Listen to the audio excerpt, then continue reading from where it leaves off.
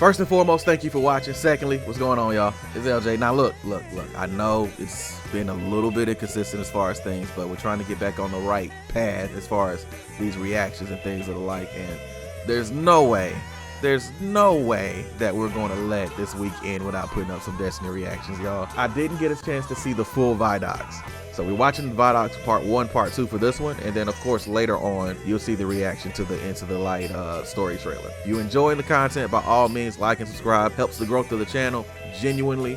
I'm not gonna waste a lot of time. I kind of want to get into this because I'm very excited to watch this. I'm gonna say one thing. If Sound Effects Beard Man is not here, this whole ViDoc is invalid. Sound Effects Beard Man, I don't even know his name, but Sound Effects Beard Guy needs to be here, or I'm not going to believe anything they say. Everything's capped. Sorry, I don't make the rules. And Tyson, take 1, marker. There's a line that emerged in Destiny 1 that wasn't planned for, but is very deliberate by the person who put it in the game, and is very resonant for Destiny players, and resonant for me as a person. I don't think, have we ever seen Tyson? Guardians make their own fate. This is like his first time showing his face, right? That still gives me goosebumps. For me, that has sort of become a touch that point is Tyson for the Destiny Green story. Hey. Again and again, external forces come and try to impose a fate upon you and humanity. How's the audio balance? We good, guys? You show them that they can't do that. We make our own fate. That's not just a powerful theme of Destiny, it's also a powerful theme for us as people, as both developers. None of you are Sound humanity. Effects Beard Guy. We make our own fate. Is this the emotional ViDoc that they normally go for? When you're talking about 10 years of story, there's a lot of stuff crammed in there, and there's a lot of things that we could do and could talk about. That's true. But as storytellers, the hardest part isn't coming up with the ideas, it's knowing which ones are the important ones. I'm just gonna say this like super fast. I still keep waiting for them to tie back in the Siva stuff, and they're just like, nah, don't worry about it. Like Outbreak Perfected came back and everything, and they're like, nah, don't worry about it. But it's cool. You can't talk about everything. Like that's what happens when you have almost 10 years plus of storylines. You do have to hone down. So I get it. I think the best storytelling that they've ever done is with the Hive story. This Light Darkness one, I think they bungled it, but we'll see. We want to tell a story that makes you, the player, feel like all of that time that you invested, we saw you, and we want to give you the experience that you've been waiting for. We looked at everything we had, we laid it all out, like whiteboards and like everything. We were trying to like look Sunny for in Philadelphia a theme with that everything. felt resonant, not just for this story, but for Destiny as a whole. And the theme that we kept coming back to was purpose and fate. And that's what this story is about, not just for ourselves as the player, but also for our characters. I used to think I'd give anything to bring you back. I cried quite a few times. He sounds good. That's Keith, right? He sounds good. I'd give anything to bring you back. Yeah, he sounds good as Zavala, bro. Let it rock. Doing those scripts because I treated it with the love of a fan. Every time I opened a script, I was like, what would I want to see? What would I want to hear? You get to see their emotional journey, the struggle of how do we defeat the Witness? Keith Lee's a professional. Keith is a professional. He always sounds right. The Witness sees itself as the one true God. So it's come to the Traveler because it needs the power of the Traveler's light to finish this vision. Its that was a visual with the feather. Is salvation. Why don't you want that? Why don't you want that? Our mission is to make sure that we can prevent it from getting the light, the thing that it needs, in order to make it all happen. It's finally confronted the Traveler, and here we are, thorns in its side, a blip on its radar, trying to make a difference. You're gonna speak to the Witness, and the Witness is gonna shine a light on some things, and you wonder, like, what would it be like? What would it be like to be a disciple of the Witness? Your Guardian's use has yet to be determined. Oh. We're in need of a God. Wait. This is the Iron Banner stuff.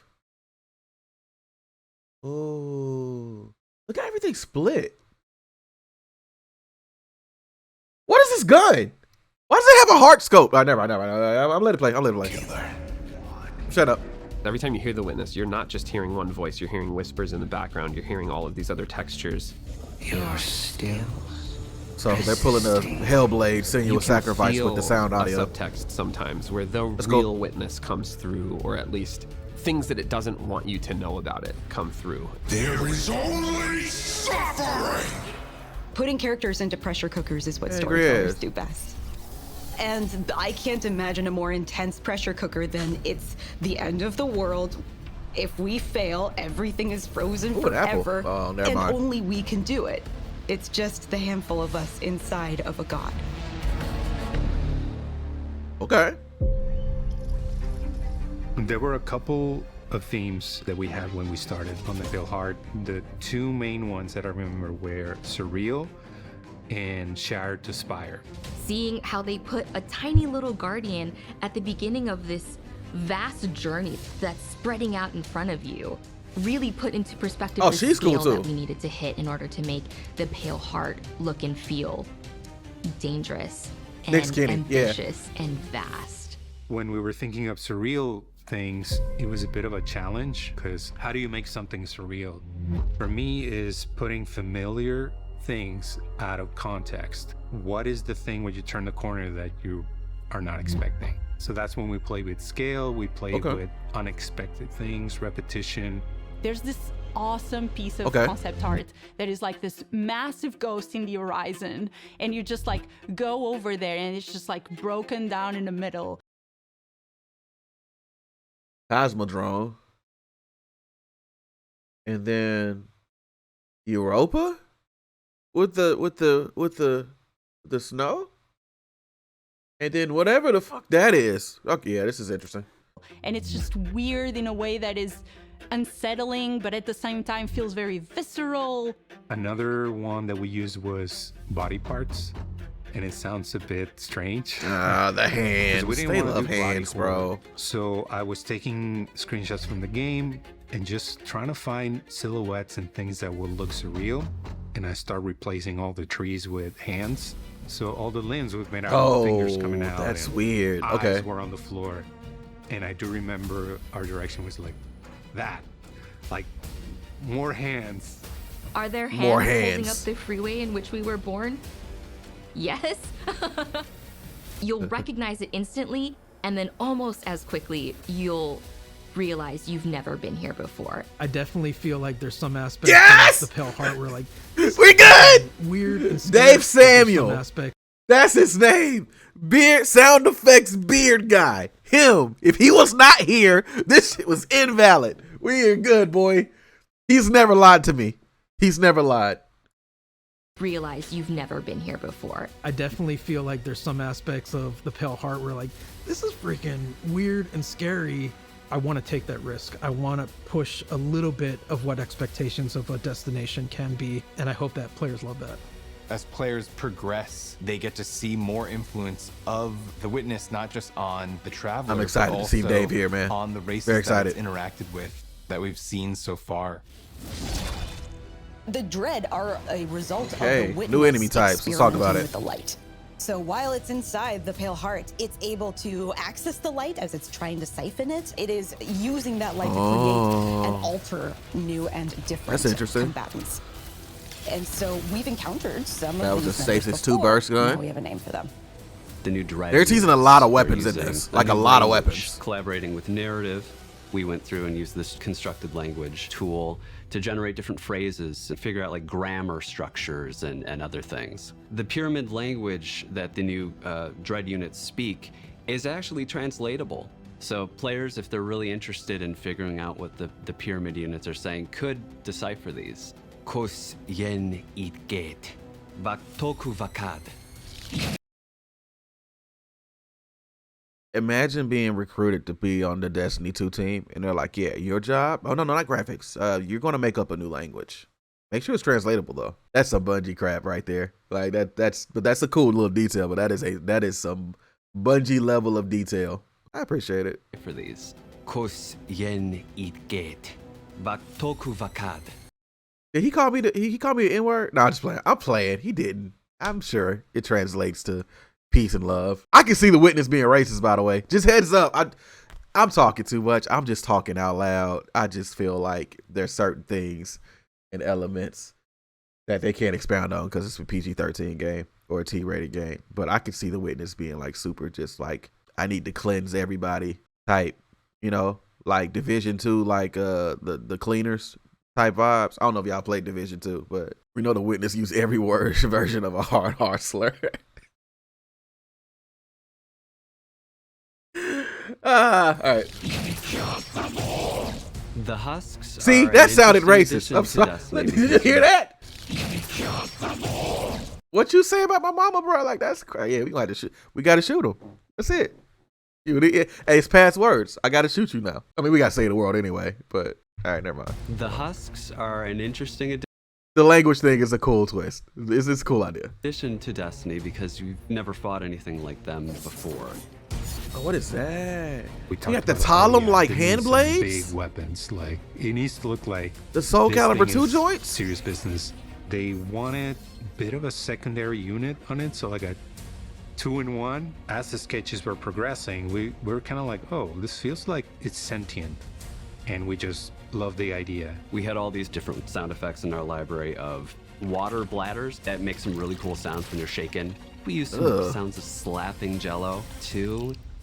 So that was kind of the foundation for the husk. We have all these real physical sounds that come together and oh my god, like an alien moving around in the stomach of this thing. I was that kid that grew up and watched the special features on DVDs, so I love stuff like this. Like, I love stuff like this. Using Jello for the sound effect, that's like people using like the cooking pan for thunder when they're recording. That's come crazy. Together and feels like an alien moving around in the stomach of this thing.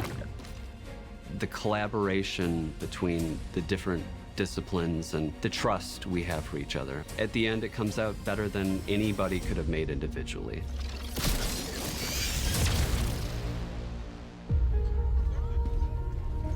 Okay. There's a moment where you realize, looking looking at the final shape, that it's not just a story about the Guardian's journey. It's also kind of the story of Destiny's journey. It starts in a place of uncertainty and challenge, and then it changes and evolves, and it proceeds forward into the unknown. And as you get closer to the final shape, those two experiences converge. We know where we're going, we know where we're aiming for. I feel very confident about the love and the work and the thoughtfulness that everyone working on this release put into it. And I think it's inevitable that when people start going in and experiencing all these different things that make up this expansion, I think they're gonna see it. I won't lose another soldier in this war. Come on, Key! Come on, Key!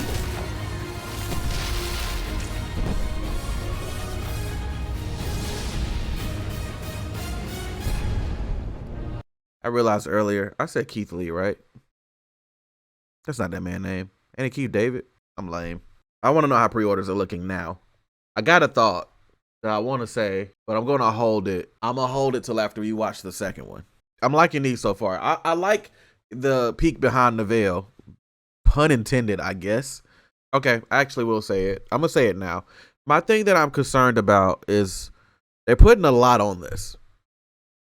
They're putting a lot on this. And some of it is reminding me a little bit of Nightfall, but not to a degree. Because Nightfall, they were like, oh, it's big and bombastic.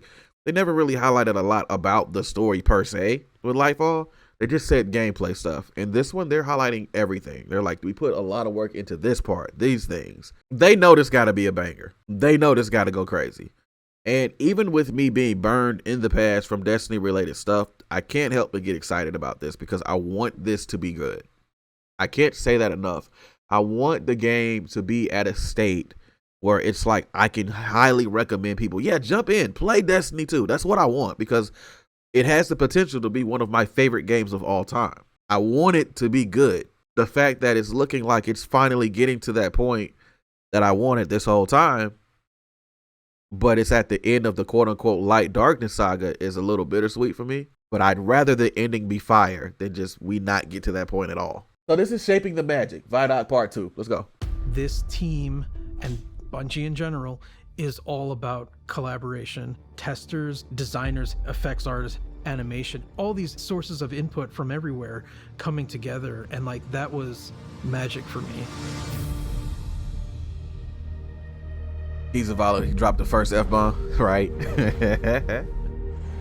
The final shape, it felt a little like a love letter at times. We really thought about bringing that forward to the weapons. Like Kvastov, it's the first gun you get. There has to be the narrative bookends of the first gun I got in the game. It's here in the Pale Heart. It's like this old friend returned. How do you make this thing really good and really powerful without making it not what it is? And that was important, because the Kvastov, the only thing I ever liked about it initially was, oh, it handles like a Call of Duty gun. So yeah. It's really challenging. What we ended up deciding on is it is about your skill. Oh, it's all in the wrist. A little like it's gonna bounce several times down this line of guys. You're just really good at bouncing this bullet. It's fate almost. This thing's dope. Help! Yeah. And we pepper in the number 7 in as many places as we could. So it bounces 7 times. It's got a bunch of 7s in its stat. You get 7 bouncy bullets when you pick up an orb of power. Bungie has a long legacy of loving the number 7, and this felt like the right of loving the number 7, and this felt like the right place for it. Oh, okay. That's the way to do it. Cannon that in a lot of That's the way to do it. A symbol. We took Ace of Spades and we went, where's the rest of the deck of cards? We had this really cool opportunity to theme all the Pale Heart weapons after different suits. It has this two-tone feel to it. The opposite side of the gun is the inverse of that idea. Oh, that's sick. Awesome. It also has like these fantasies of characters that have influenced Cade. These guns are part of That's hard. We wanted something that you can't do with any of your other weapons, and we came up with no hesitation.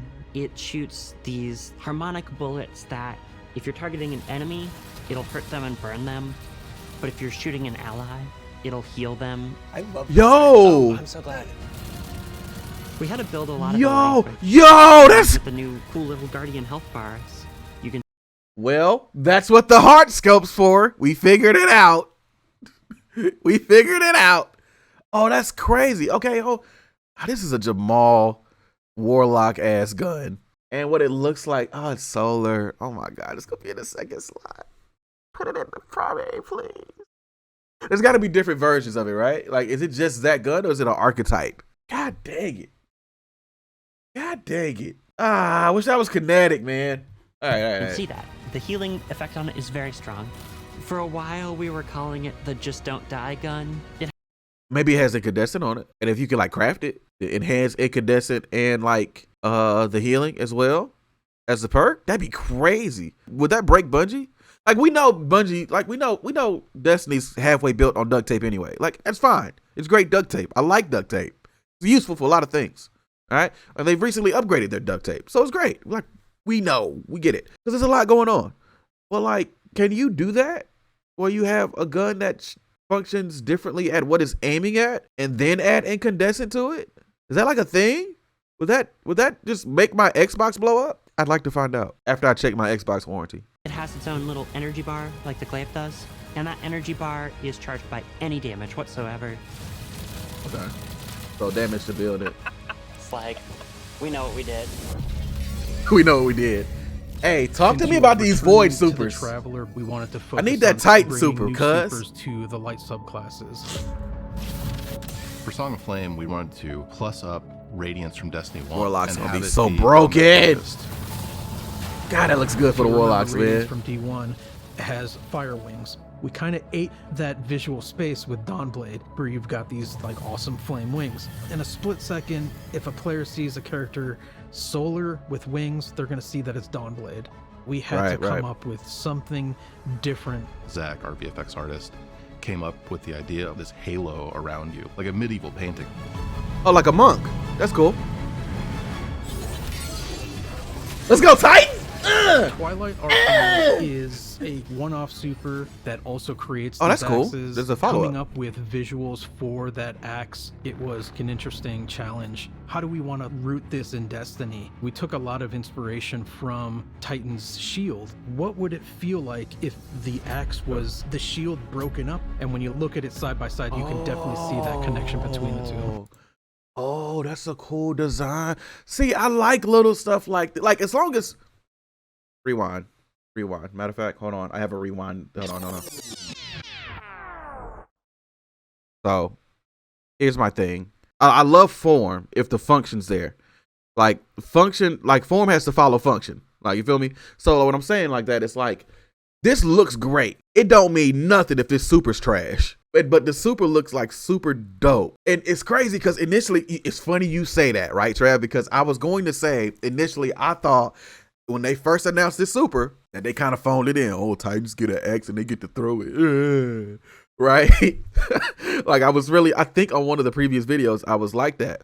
Then I made a Void class recently, like a good one, like maybe a month ago. And I've been thinking about this super ever since. And I'm like, yo, this would be so dope to have like a projectile super where I could just chuck axes at boys. That's hard. And on top of that, it's cool knowing that the function is going to be dope. And then you see the design on it. This is hard. This is hard, bro. Like, this is hard. Storm's Edge. We wanted Look to at this. call back. Look at this to broken. Look at this first broken blade crap in right here. Destiny Look at this. Throwing the dagger and zipping over there, blowing up Look stuff. at this. How long do you have in the super? Initially, you had a long time. You had 24 seconds. We did not earn any friends in those places. No, people were pretty mad. But we toned it down, and now you only have 12 seconds, and it's a lot more reasonable. We found a problem where Throw a knife and when teleport I to it. grapple and then you Crazy. cast Blink Dagger out of it, I fall to the floor, right? Whereas if I'm in midair and I Blink Dagger, I should be held in midair, right? And it sucks. So I want to fix it. It's the things like the camera shake, the way the rumble spikes and then falls back off. We need all of our abilities to feel awesome. We want to make it so that the controller melts away. I don't think that Arc Super is just PvP only. I think that shit's going to be great for ad clear and doing a little bit of damage to a boss. Because it's going to give you mobility at the same time. Loosely speaking, I think it's going to compare to Dawnblade from Warlocks. Just because of how you're able to move and do damage simultaneously. And most likely you're going to get armor while you're doing that too, right? So like, I think you should hold off on your opinion on that until you try it. Because you might fuck around and like it. It's not a one-off super like the Gathering Storm joints, but I feel like it's got a place. I really do. You stop thinking about what do I have to do, and instead you just inhabit your character, and you don't have to. Oh, ad clear supers? Oh, you don't like that? Oh, plays. Yeah. The great thing about Prismatic was every playtest we did, the feedback got better and better. We have gone back and forth on what. Hey, Yaga. Hey, huh? Oh, I will say this though, man. Trav, I don't think I understand how you feel about like. But I like the fact that certain supers have roles. I'm not opposed to that. That's not a bad idea for me. Fundamental disagreement on that, but I get what you're saying. All right, let's go. We have gone back and forth on what starter builds that players will get in Mission 1. Okay, we're gonna start the Titans with Stringer's Lash, their strand aspect, and Knockout. One of the notes we got is players just weren't understanding how those two things comboed in a loop. Well, we're gonna drop Stringer's Lash, and instead we're gonna put in Diamond Lance. Now, any ability kill is making your Diamond Lance. Your Knockout punch, hey, that makes a Diamond Lance. You throw your Diamond Lance at the floor, everything's frozen, now you can punch stuff again and get amplified with Knockout. Once we made that switch, all of a sudden it clicked in players' heads. This loop becomes a lot more clear, and players were much more satisfied with their starter loadouts. Okay, I got a complaint. They're really trying to force me to play with Diamond Lance, and I think Diamond Lance sucks. Like, I understand, like the loop of grabbing a lance and throwing it, it's not fun to me. That being said, no pun intended, but this is the coolest it's ever looked. No pun intended, again. But yeah. I mean, I could be tripping. Satisfied with their starter loadouts. At the end of the day, like, the chaos is the point. Yeah. If you aren't surprised and delighted in a way that you didn't expect, like, yeah. This strike is probably one of the coolest strikes that we've ever released. I started my Destiny journey playing strikes. I really wanted to push the expectations of what a strike could potentially be. This strike, it's sort of a memory out of the Witness's history of its race and what its buildings may have looked like in the past. A lot of the inspiration comes from 30s pulp novels, adventure flicks. This is cool. Look at all the hands, ancient, bro. Hidden cities that have not seen a living soul in Ugh. eons. And then subsequently destroying those cities moments later. Okay. Philosophy-wise, I'm rocking. Imagine you're in a narrow hallway. You need to escape it. Lava is descending. Obstacle is coming out of the walls. You made this slide towards the closing door and... I like this. You're dead. The door just closed right in front of your face, so... That happens a lot. I have 7 Gilded Conqueror titles. I want this strike to be the hardest strike we ever made. I want people You better talk to me. Hold on, girl. Scream and cry over this strike. Girl, you trying to... Hold on. Let me check my pants. Am I good? Hold on, girl. Hold on. What you saying to me right now? Huh? Hold on, girl. I like how you talking to me right now. What you mean? Conqueror titles. I want this strike to be the hardest strike we ever made. I want people to scream and cry over this strike. Oh no. Shit, girl. And just say, how do I complete this strike on Grandmaster difficulty? And I'll be like, yes. She is talking nasty right now. Hold on, girl. What's your name? Hold on, shawty.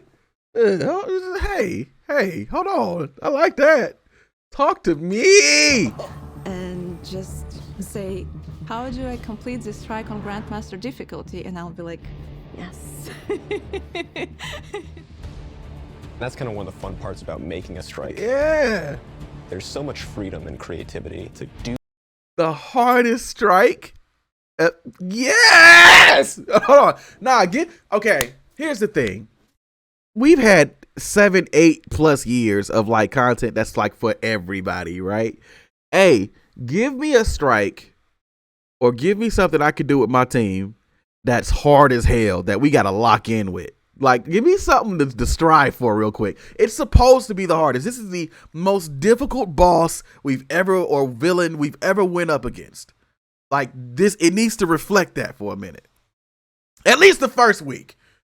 Hey, nerf it later. The first week, though, hey, folks need to be getting online talking about, hey, what the fuck's wrong with these developers? Like, let's, come on. Like, just, we are asking you. And it sounds like some S&M type, oh, yeah, abuse me. Like, that's not what I'm saying. I'm just saying the challenge, we want it to be a challenge. I want it to reflect that this is the end of the road. Like, don't try to hold our hand. Don't be cheap. Be fair, but be challenging. Let's get it. And I'm there. And I'm there. One of the fun parts about making a strike. There's so much freedom and creativity to do wild things, and then testing that. It's just a lot of fun, that back and forth. We have a very tight relationship with Test as designers, and I couldn't do anything I do gameplay-wise without Test there at my side.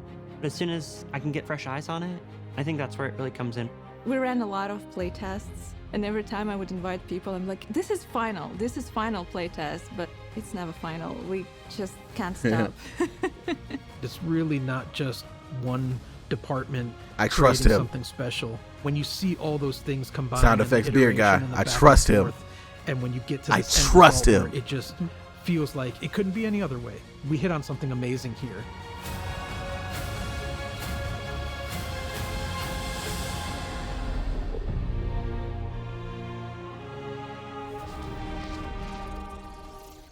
Yeah, all right, so first things first, he didn't make a sound effect whole time.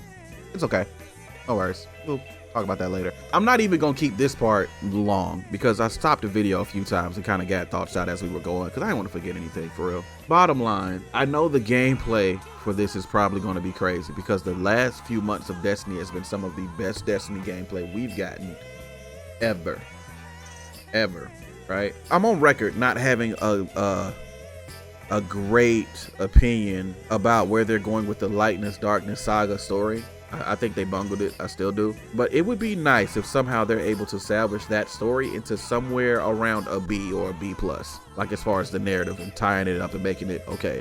Because even at the end of the Into the Light, they had the last mission where it tied together what the Black Heart was from the first game. And if they would have just said that from the beginning, hey, the Black Heart was like a bootleg version of the Veil. So many dots would have just like connected. Gameplay wise though, there's no doubt in my mind that this shit's gonna crack. This is going to crack. So day of, we will be live. We'll be live and we'll be streaming it for sure because we got to. But yeah, these ViDocs are fire. These ViDocs are fire.